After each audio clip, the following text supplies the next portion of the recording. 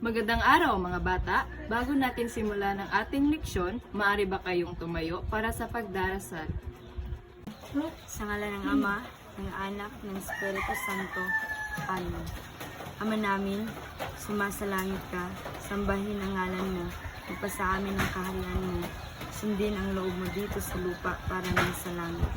Bigyan mo po kami ngayon ng aming kakanin sa araw-araw at patawarin mo kami sa aming mga sala para nang pagpapatawad namin sa mga nakakasala sa amin. At huwag mo kaming ipahintulo sa tukso at iadya mo kami sa lahat ng masama. Amen. Sa ngalan ng Ama, ng Anak, ng Espiritu Santo. Amen.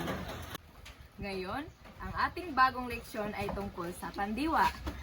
Bago ang lahat, basahin natin ang mga layunin. Sa pagtatapos ng aralin, ang mga mag-aaral ay inaasahang una, matutukoy ang pandiwa bilang salitang nagpapahayag ng kilos o galaw. Pangalawa, makikilala ang mga halimbawa ng pandiwa sa pangungusap. At panghuli, magagamit ang pandiwa sa pagbubuo ng pangungusap. Maliwanag mga bata? So, bago tayo magsimula, balikan muna natin ang ating nakaraang leksyon. Ano ang huli nating tinalakay? Okay, magaling. Ang huling aralin ay ang pangalan, pang-uri at pang-abay. Paano ginagamit ito sa mga pangungusap? Magaling. Halimbawa, ang pusa ay tumakbo sa hardin. Nasaan doon ang pangalan? Okay, ang pusa. Halimbawa, ang matamis na mangga ay paborito kong kainin. Nasaan doon ang pang-uri? Okay, magaling, matamis. Halimbawa, siya ay mabilis tumakbo. Nasaan doon ang pang-abay? Okay, magaling, mabilis. At ngayon, nandito na tayo sa pagganyak. Sa unang larawan, ano ang kilos o galaw na ipinakita sa larawan? Okay, magaling. Ito ay ang batang tumatakbo. Sa pangalawang larawan na ipinakita ko sa inyo, ano ang kilos o galaw na ipinakita sa larawan? Magaling! Ito ay ang batang kumakain ng prutas.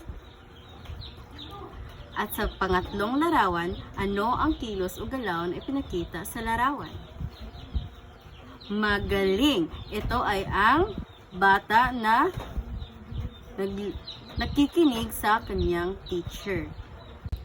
Andito na naman tayo sa pagtatalakay. Pandiwa, salitang nagpapahayag ng kilos o galaw.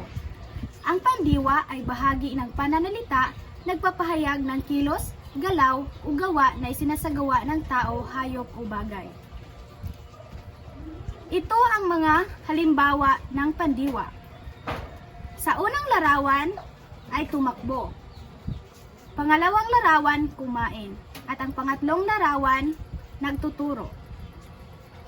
Ang pandiwa ang nagbibigay buhay sa pangungusap dahil ito ay nagsasaad kung ano ang ginagawa ng paksa o tauhan sa pangungusap.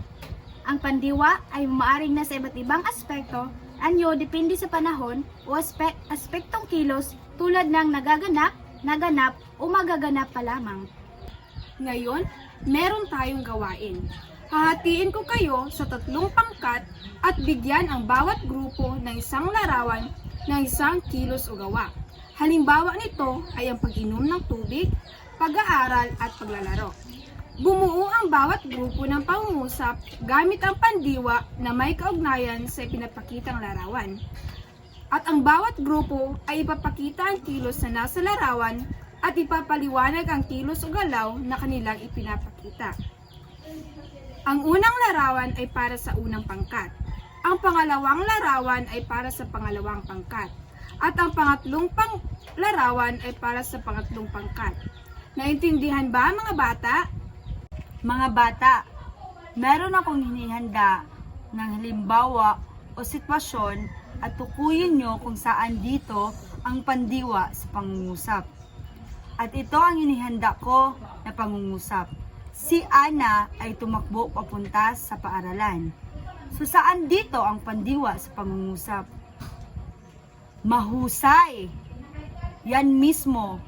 Ang pandiwa sa pangungusap ay tumakbo. Ang gagawin natin ngayon ay ang pagtataya at pagwawakas na pagsusulit.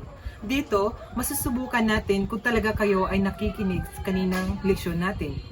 Ang gagawin nyo lang ay kailangan nyong tukuyin ang pandiwa sa bawat pangungusap at isulat ito sa inyong papel.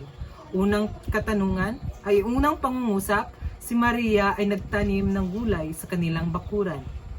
Pangalawa, nag-aaral si Juan ng mabuti para sa kanyang pagsusulit. Pangatlo, maglalaba si nanay pagkatapos na kanyang trabaho. Pang-apat, tuwing umaga, tumatakbo si Ben sa parke. At panglima, kumain sila ng masarap na pagkain sa handaan. Natapos nyo ba sagutan ang pagsusulit? Kung ganun pa man, ating malakahan ang pagsusulit kung tama ba inyong mga sagot. Unang pangungusap. Alin dito ang pandiwa? Tama. Nagtanim ang pandiwa. Sa ikalawang pangungusap, alin dito ang pandiwa? Tama. Nag-aaral. Sa ikatlong pangungusap, alin dito ang pandiwa? Tama. Maglalaba. Sa ikaapat na pangungusap, alin dito ang pandiwa? Tama, tumatakbo. Sa ikalimang pangungusap, alin dito ang pandiwa? Tama, kumakain ang pandiwa. Para sa huling gawain natin mga bata, kunin ninyo ang iyong kwaderno para sa ating takdang aralin at isulat ito at sagutan. Gumawa ng 5 pangungusap gamit ang iba't ibang wika ng pandiwa.